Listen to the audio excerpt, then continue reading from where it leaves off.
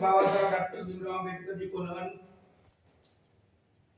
इस ऐतिहासिक कॉन्फ्रेंस में आए हुए मेरे बंधु बहनों सभी को वंदन। नमो बुद्धाय, जय भीम। बुद्धिजीवी अम्बेडकरवादियों, ये गोलमेज कॉन्फ्रेंस का रखा जाना एक ऐतिहासिक अवसर है। दर्द छिपा है सीने में, दर्द छिपा है सीने में, खाक मजा है जीने में। साथियों, ये दर्द विजय बौद्ध के साथ में और आप जैसे लोग भी आंसू बहा रहे हैं, क्योंकि 1932 में बाबा साहब ने अंग्रेजों से लंदन में गोलमेज कॉन्फ्रेंस में अपनी बात रखने के लिए भारत से गए थे। उस समय भी Congress, Gandhi and Jagjivan Ram and company ने बहुत बाबा साहब का विरोध किया था कि भारत में अछूतों का नेता अम्बेडकर नहीं है, हम हैं। और जब साइमन कमीशन इंडिया में आया, तब स्वामी अच्युतानंद और बाबा साहब अम्बेडकर और नागपुर के कुछ साथियों ने और पूरे उत्तर प्रदेश के लोगों ने जब साइमन कमीशन के सामने भारत के अछूतों की समस्या को रखा, तब भी गांधी एंड कंपनी और कांग्रेस ने बाबा साहब का विरोध किया। सभी समाचार पत्रों में बाबा साहब के खिलाफ छप रहा था।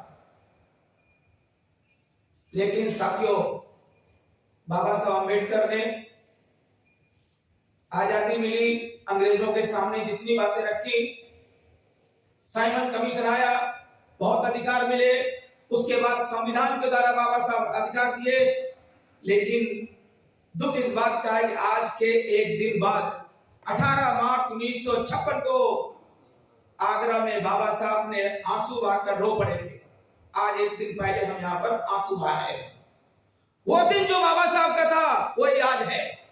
वो दिन जो बाबा साहब का था जब वो रो रहे थे वही आज है। विजय बौद्ध जैसे मेरे साथी सब रो रहे हैं। सेम व्यवस्था है। उस समय ब्राह्मणवाद कांग्रेस यही सब कर रही थी जो आज बीजेपी एंड कंपनी कर रही है। सेम, कोई परिवर्तन नहीं आया। क्यों? देश की अछूतों ने, बाबा साहब ने इतने अधिकार देने के बाद भी देश के अछूतों ने बाबा साहब को 2 बार चुनाव में हराया। चमार, महार और मातंग जैसे लोगों ने बाबा साहब को वोट नहीं दिया, बाबा साहब पर पथराव किया, दिल्ली में काले झंडे दिखाए। आज बाबा साहब की घंटी लेकर के भाषण मारते हैं, चौके छक्के मारते हैं। भाषणों से परिवर्तन नहीं आने वाला है। मैं सभी को बोलता हूं, भारत में लिखने पढ़ने वाले, आवाज उठाने वाले लोगों की जरूरत है। दिल्ली में एक भी वकील नहीं है। दिल्ली में एक भी वकील नहीं है। भारत में हजारों में कहीं एक आदमी लिखने पढ़ने वाला विजय बौद्ध मेरे जैसा है। ये मैं एक चैलेंज देता हूं।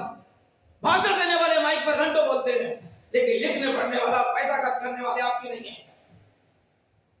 आजादी से पहले जो समस्या थी देश के वंचितों, दलितों, अम्बेडकरवादी, बुद्धिस्ट की, वो आजादी के 76 सालों बाद के आधार में कायम है। मैं प्रमाण दे सकता हूं और काम भी कर रहा हूं। मैंने बुद्धिस्ट पार्लियामेंट बोधगया में बनाया है। जैसे दिल्ली में मोदी सरकार का पार्लियामेंट है, ऐसे गया में 2013 में पार्लियामेंट बनाया। बहुत सारी समस्याएं उसमें हल हो रही है। सरकार किसी की है, जब बीजेपी का, जब कांग्रेस की, जब बीएसपी का है, कलम और ताकत होनी चाहिए, माइंड होना चाहिए, लिखने की शक्ति होनी चाहिए। National commission, human right commission, supreme court, high court, state की गवर्नमेंट है। अगर आपके अंदर लिखने की ताकत है तो झुकाने वाला चाहिए। वो मैं करता हूं। मेरे साथ सुप्रीम कोर्ट के वकीलों की टीम है, पत्रकारों की टीम है, बुद्धिजीवियों की टीम है जो काम करती है और काम हो रहा है। लेकिन आज भी मुझे दुख है कि जो सब्जेक्ट है इस पर काम नहीं हो रहा है। बाबा साहब अम्बेडकर ने 18 मार्च 56 को आंसू क्यों बहाए थे? जब अछूतों ने उनको 2 बार हराया, वोट नहीं दिया, महाराष्ट्र में उनको पथराव किया, दिल्ली में काले झंडे दिखाए, तो उनको एहसास हुआ कि ये लोग सामाजिक धार्मिक तौर से एकजुट नहीं है। पूरे देश में ब्राह्मणवाद एकजुट है और वो चाहे सीपीएम में है, चाहे कांग्रेस में है, चाहे हिंदू संगठन में, सब जगह एक राज सत्ता में खाने के लिए हर कोशिश करता है। आज बसपा में घुस गया ब्राह्मणवाद, जो कि अम्बेडकरवादियों की पार्टी थी, उसमें भी वर्चस्व में है। अब देखिए कितना चालाक है ब्राह्मण। अम्बेडकरवादी कौन इतना बात करता है कि हमें सीपीएम में जाना है, कांग्रेस में भी जाना है, बीजेपी में जाना है, किसी तरह से राजनीति में सक्रिय होना। आज पार्लियामेंट में एक भी बुद्धिस्ट अम्बेडकरवादी एमपी नहीं है। अनुच्छेद 80 कहता है कि भारत में लोग ज्ञान साधना और साइंस पर आधारित राष्ट्रपति इसको मनोनीत करे। प्रकाश अम्बेडकर को मनोनीत कर दिया, उसके बाद कोई एमपी नहीं आया। मैंने कहा था रामनाथ कोविंद को, एक सांसद बुद्धिस्ट अम्बेडकरवादी को मनोनीत करो। ये बाबा साहब ने राइट दिया है, संविधान अनुच्छेद पढ़ना शाम को। लेकिन बौद्ध महासभा, समता सैनिक दल, बाबा साहब अम्बेडकर ने जो बनाया था 22 प्रतिज्ञाओं के बाद, जो आगरा के अंदर जब रो पड़े, उनकी सोच थी कि मैं इस देश में बुद्धिस्ट कल्चर को ला करके 50 करोड़, 40 करोड़, 30 करोड़ लोगों को बुद्धिस्ट बना दिया, तो ये हिंदू ब्राह्मणवादियों की तरह हमारा जो मातंग, महार और तमाम लोग हैं, ये एकजुट होकर के धार्मिक यूनिटी में आ जाएंगे। और धार्मिक यूनिटी में आने के बाद ये राष्ट्र सत्ता की तरफ एकजुट होकर के वोट कर देंगे। क्योंकि उन्होंने मुझे तो वोट दिया नहीं, 2 बार हरा दिया, उनकी रिसोल्यूशन फेडरेशन फेल हो गया, रिपब्लिकन पार्टी फेल हो गई। वो जान गए थे कि हमारा जो SC ST का जो वर्ग है वो एकजुट नहीं है, इनको धार्मिक तौर से एकजुट किया जाए। और इसलिए उनका 22 प्रतिज्ञा जो उन्होंने बनाई थी कि इनको लेकर के अगर शेड्यूल कास्ट हिंदू धर्म को छोड़ता है और बुद्ध धर्म को ग्रहण करता है और धार्मिक यूनिटी के साथ आता है, तो इस देश में मैं अपने लोगों को राजनीतिक प्लेटफॉर्म मजबूती के साथ खड़ा कर दूंगा। और ये बात बाबा साहब की जो 14 अक्टूबर 56 को जब दीक्षा ली, तो बाबा साहब के खिलाफ हाई कोर्ट में मुकदमा PIL हो गया और हार गए। उसके बाद मुकदमा सुप्रीम कोर्ट में आया। ये देखिए, Punjab Rao versus Mesram and others 1964 2013, ये मेरे पास जजमेंट है कि डॉक्टर अम्बेडकर के मरने के बाद ये सुप्रीम कोर्ट में मैटर आया और ये कहा गया कि डॉक्टर अम्बेडकर की जो सभा है ये राजनीतिक थी, क्योंकि बाबा साहब में के अंदर जो ग्रुप था उसमें से कोई आदमी फोन करके उसने जो चित्पावन ब्राह्मण है नागपुर RSS हेडक्वार्टर में वहां रिपोर्ट कर हो गई कि डॉक्टर अम्बेडकर ने जो दीक्षा समारोह किया राजनीतिक था, धार्मिक नहीं था। क्योंकि डॉक्टर अम्बेडकर पहली बार दीक्षा दिल्ली में ले चुके थे। 1950 में बुद्ध जयंती के दिन बंदे सदाशिव के द्वारा इसी श्रीलंकन बुद्ध विहार में 101 साथियों के साथ पहली बार दीक्षा ले चुके थे। मेरे पास उसका प्रमाणिक एविडेंस है। दूसरी बार दीक्षा जो है बड़ा समारोह किया था कि मेरे लोग एकजुट नहीं हैं, टूटे हुए। जब वो केस हुआ मुंबई हाई कोर्ट से, जो वो डिसीजन बाबा साहब के खिलाफ हुआ, बाबा साहब 51 दिन के बाद इस धरती से चले गए, तब उनके साथ चाहने वालों ने मुकदमा सुप्रीम कोर्ट में आया और ये जजमेंट मेरे पास है। तो बाबा साहब का दूसरा प्रोग्राम नागपुर में लगा, तीसरा चंद्रपुर में लगा, उसके बाद नासिक, अकोला, बहुत सारे प्रोग्राम बाबा साहब के लग चुके थे। और अगर बाबा साहब 1 साल भी बीत रहे थे तो 50 करोड़ SC ST लोग एकजुट कर देते, जैसा काशीराम ने सामाजिक परिवर्तन, आर्थिक मुक्ति आंदोलन के तहत पूरे देश में एकता पैदा की और बसपा की बहन मायावती को 4 बार मुख्यमंत्री बनाया। आज स्थिति है कि 5 MP उनके नहीं आने वाले। मैं चुनौती देता हूँ, 5 MP भी नहीं आएंगे। अगर ये पोजीशन रही उनकी अगले चुनाव में, लोकसभा में 5 MP नहीं आएंगे, ये मैं क्यों दावे से बोलता हूँ? क्योंकि उनका जो 10 MP जो सपा के साथ मिलकर के आए हैं वो सब भागने वाले हैं। उनको खुद डर लग रहा है कि अगली बार जीतेंगे कि नहीं जीतेंगे बसपा के टिकट पर। यह स्थिति है अम्बेडकरवाद और बहुजन समाज पार्टी की, क्योंकि ब्राह्मणवाद के एजेंडे में फिट हो गया। बाबा साहब ने कहा था मेरे 2 दुश्मन हैं, एक ब्राह्मणवाद, दूसरा पूंजीवाद। स्टेट्स और माइनॉरिटी में बाबा साहब ने लिखा है कि पूंजीवाद इतना खतरनाक है कि उसके द्वारा वो इस देश के लोकतंत्र को, सांसदों को टेंडर दे करके और अपने फेवर में कर लेता है और बड़ी बड़ी फैक्ट्रियों में आमदनी होती है, उससे फायदा उठाता है, मजदूरों का अत्याचार करता है और नेताओं को गुलाम बनाता है।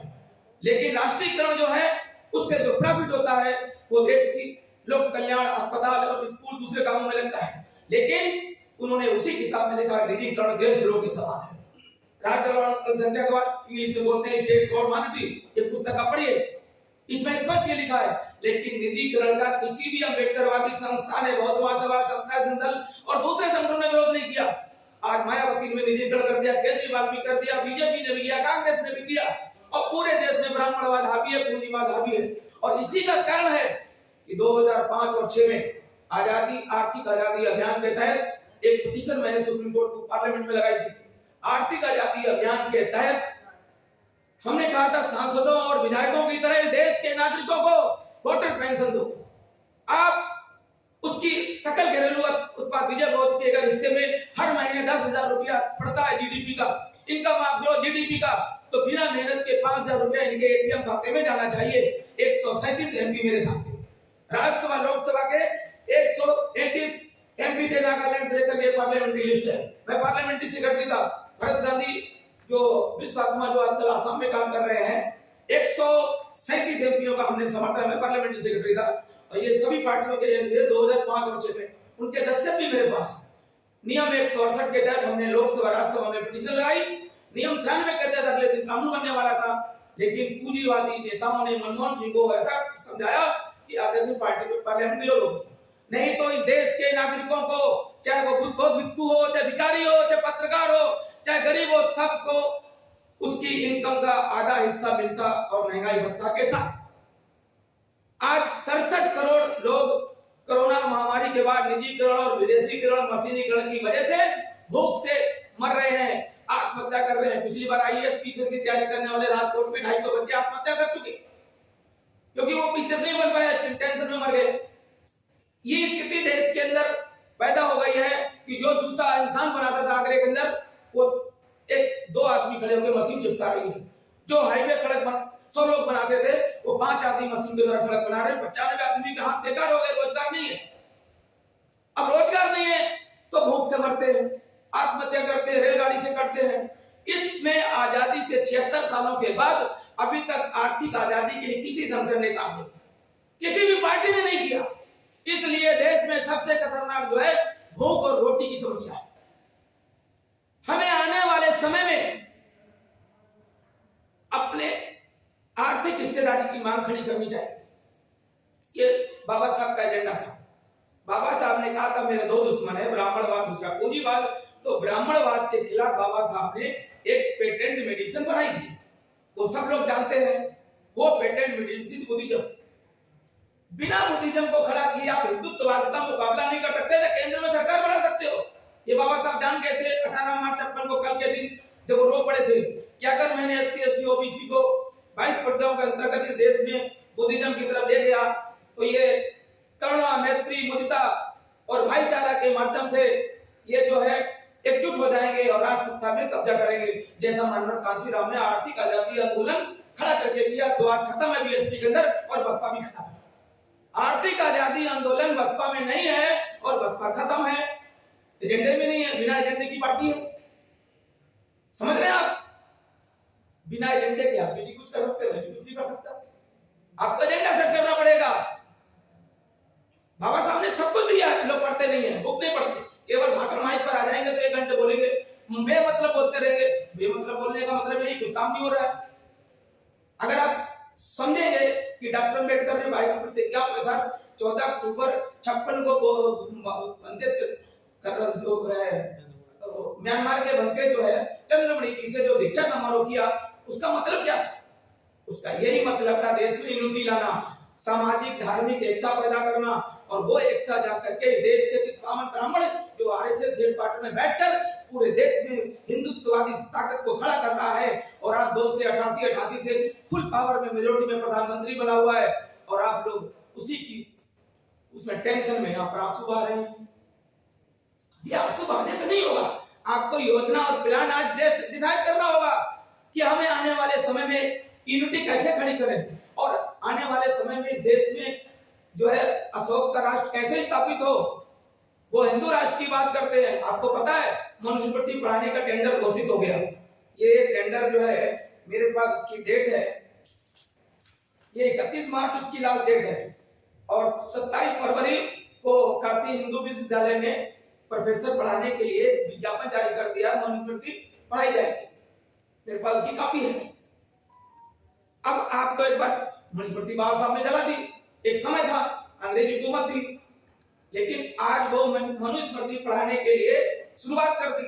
संविधान 50% खत्म हो चुका है। लोग कहते हैं बदल तो पहले बदला जा रहा है। 50% संविधान खत्म कर दिया है। बहुत सारे डायरेक्शन, बहुत सारे अध्यादेश सब कुछ लागू हो चुके हैं। आप कल से बोल रहे हैं, बहुत सारे जानते हैं लोग कि आईएएस बनाए जा रहे हैं, तमाम संस्थाओं को बेचा जा रहा है, पार्लियामेंट सेकंड बन चुका है, ये हो गया वो, ये सब मैं भाषण नहीं देना चाहता। 50% पार्लियामेंट बन चुका है। सत्ता आने के बाद जितने कर्मचारी बैठे यहाँ पर और जितने नहीं आए हैं, ये सब उनकी लुटाई पिटाई होगी, गवर्नमेंट एम्प्लॉयज की लुटाई पिटाई होगी। 131 जो पार्लियामेंट है ये बिल्कुल नहीं रहेंगे, राजनीतिक आरक्षण भी खत्म हो जाएगा। संसद के आखिरी दिन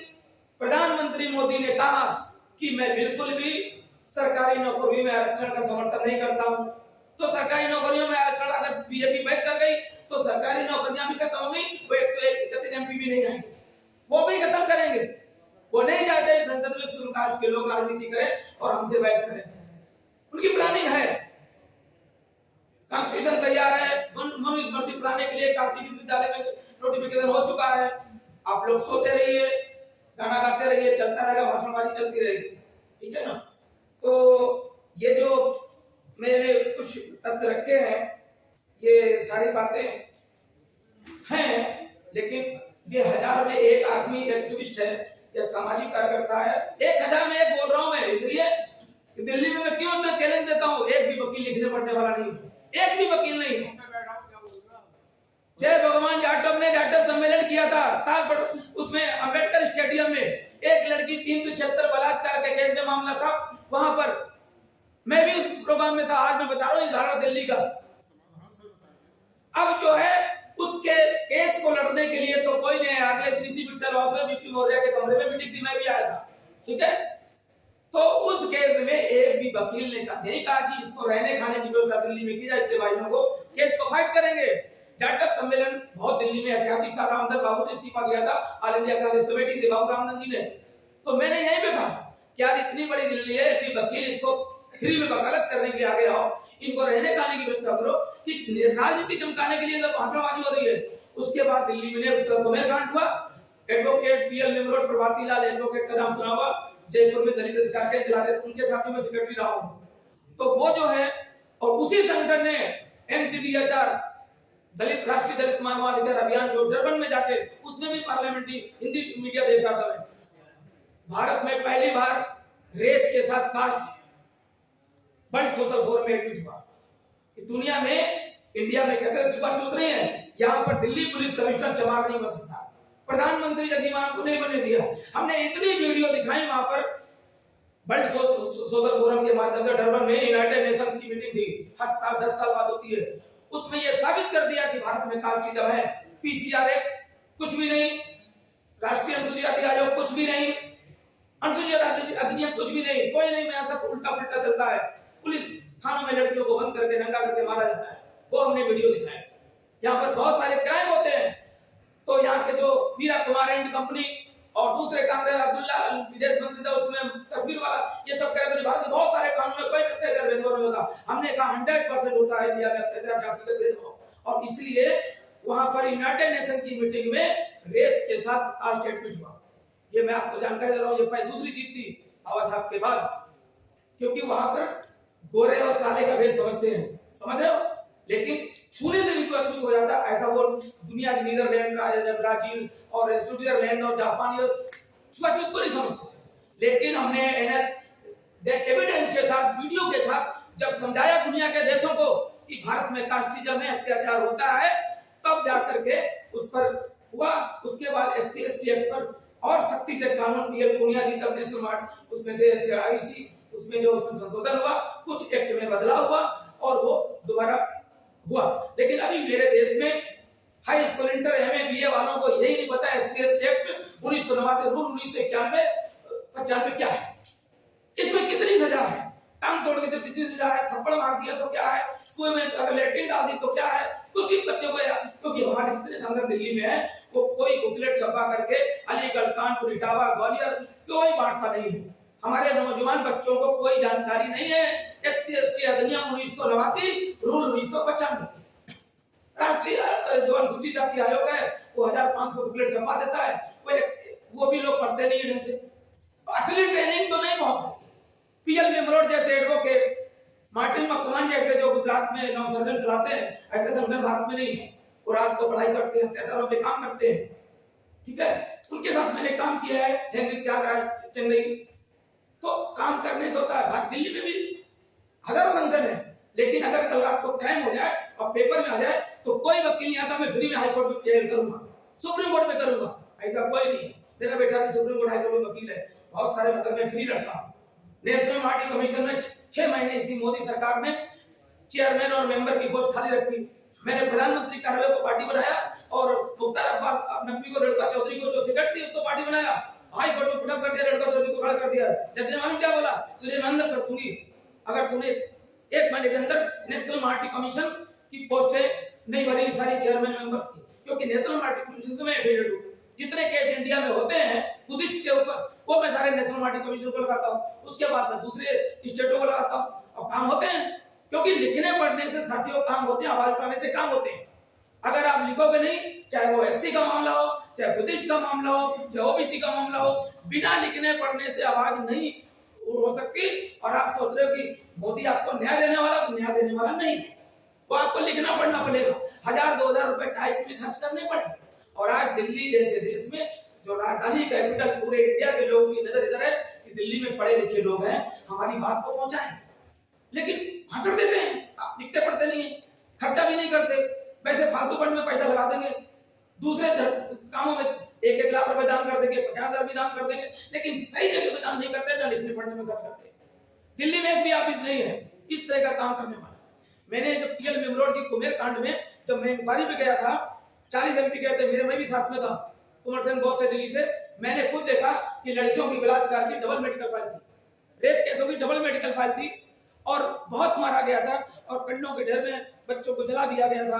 कुमेर बहुत बड़ा कस्बा है भरतपुर के अंदर, हॉस्पिटल में कुछ साथी गए थे जिन्होंने पैसा बांट दिया, लेकिन रियल में उस केस में वकील नहीं थे दिल्ली से। बाद में हमने मथुरा से और भरतपुर से और जयपुर से हमने एफिडेविट तैयार करके कमीशन में दे, 60 जाटों को सजा हुई थी उसमें, मैं खुद उस केस में एडवोकेसी कर रहा था। किसे करते हैं काम। एक दिन देखा है, आंसू आया, फोटो खींच लिया, सोशल मीडिया में डाल दिया। सोशल मीडिया में आप देखोगे टट्टी पेशाब, बच्चों की शादी, जन्मदिन, यही सब चल रहा है सोशल मीडिया में। 1% भी सोशल मीडिया में समाज की लड़ाई की बात नहीं होती है। आज विजय घोष को दर्द है, मुझे भी दर्द है, काम की बात तो हो नहीं रही है। तो साथियों, मैं बहुत ज्यादा आपको बस जो है, मैं तो यही चाहता हूँ कि ये जो कॉन्फ्रेंस है, ये जो है, अब चूंकि मैं कुछ प्लान ऑफ एक्शन दे रहा हूँ, क्योंकि साथियों सुनिए जरा ध्यान से सुनिए, चूंकि मैं जब काम करता हूँ ना, मेरी जिंदगी का ध्येय है, अगर मैं 1000 रुपए का लगाता हूँ किसी भी काम में, समाज के दान का पैसा, अगर 1 लाख के बराबर फायदा नहीं होगा तो मैं काम को बंद कर दूं। दिल्ली में मैंने समाधान पे बात कर रहा हूँ, 1 मिनट तो बता दूं, दिल्ली में SC ST के संगठन मीटिंग करते हैं अम्बेडकर भवन में, क्योंकि आप लोग सुन लो, सब एक्टिविस्ट हैं, और वो लोग डी राजा को बुला लेंगे, राहुल गांधी बुला लेंगे, किशोर MP बुला लेंगे, और खूब भीड़ इकट्ठी करेंगे, और बाद में उनको 500-500 रुपया दे देंगे। बेचारे छत्तीसगढ़, रीवा, कानपुर, ग्वालियर से आते हैं, गरीब लोग हैं, घूमने घुमाने आ जाते, चले जाते। मैंने उनसे पूछा ऑर्गेनाइजर से कि इस मीटिंग का क्या फायदा। अरे सब ऐसी मीटिंग बुलाते हैं, हम भी बुलाते हैं, थोड़ा इतना बड़ा खबर छप जाएगा, बस वो खुश अपनी छाती में ठोक देते, हमने मीटिंग कर ली। 76 सालों से यही दिल्ली में हो रहा है, चाहे वो नागपुर से लोग आते हैं, चाहे वो रीवा से आते हैं, चाहे ग्वालियर से आते हैं। तो सवाल यह है कि बेनिफिट नहीं हो रहा है आंदोलन का, लिखा पढ़ी, क्योंकि वो उनका बस समस्या एक्शन नहीं, ठीक है ना। और ये चीज मैंने अशोक भारती बहुत बड़े कंपनी चलाते हैं, उनकी सिस्टर रजनी तिलक मर गई, कई लोगों से मैंने पूछा, लोगों को कोई मतलब नहीं है काम करने, बस चलते रहते हैं, तमाम SC ST OBC के संगठन यही चल रहा, ठीक है ना। अब मैंने जो अभी आपको पीछे एक लाइन बताई थी कि 2013 में जब मेरे गुरुजी रिटायर हुए दिल्ली में, डॉक्टर भिक्खू सत्यपाल महाधेरा जो प्रोफेसर थे, 35 साल उन्होंने चीन, जापान, कोरिया वालों को PhD दिया, उनका बेटा रिटायर हो गया, और आप मेरे साथ दिल्ली बोध किया चलो। तो मैंने कहा ठीक है, मैंने कहा मैं कोई संगठन संस्था नहीं बनाऊंगा, मैं कोऑर्डिनेशन बनाऊंगा, सारे गौ संगठनों को, वकीलों को, पत्रकारों को एकजुट करके एक बुद्धिस्ट पार्लियामेंट खड़ा करना है मुझे, और एक्शन प्लान करना है। देश में बौद्धों की और अम्बेडकर वादियों की बहुत समस्या है। भारत में 4-5 बौद्ध महासभाएं सुप्रीम कोर्ट में मुकदमे लड़ रही है, समताशाली दल बहुत है, लेकिन बाबा साहब के इश्यू पर सामाजिक आर्थिक गैरकायदे का न समताशाली दल काम करवा रहा है, न बौद्ध महासभा काम कर रही, न लेटर चला रहे हैं, वो केवल चैत्य भूमि के पैसों को लेकर के और मुकदमे सुप्रीम कोर्ट में उनके लड़ रहे हैं। उनका ट्रस्टी जो है वो अहमदाबाद वाला पिछले साल मर गया, बाबा साहब की पुत्रवधू, वो भी हवा में कुछ नहीं। तो ये करने के लिए तब मैंने बुद्धिस्ट पार्लियामेंट म्यांमार यूनिवर्सिटी में हमने बनाया, और वहां पर सैकड़ों कमरे हैं, बहुत बड़ा ध्यान केंद्र है, पार्लियामेंट है, बहुत कुछ है, और काम चल रहा है। वहाँ हेडक्वार्टर है दिल्ली में, मेरा सेंट्रल ऑफिस है, मैं 24 घंटे फुल एडवोकेसी इंडिया में करता हूँ। अब मैं सुझाव बर्बाद कर रहा हूँ, सुनिए सुनिए सुनिए सुनिए सुझाव 2024 उसी पर बात की मैंने, अब 2024 सुनो।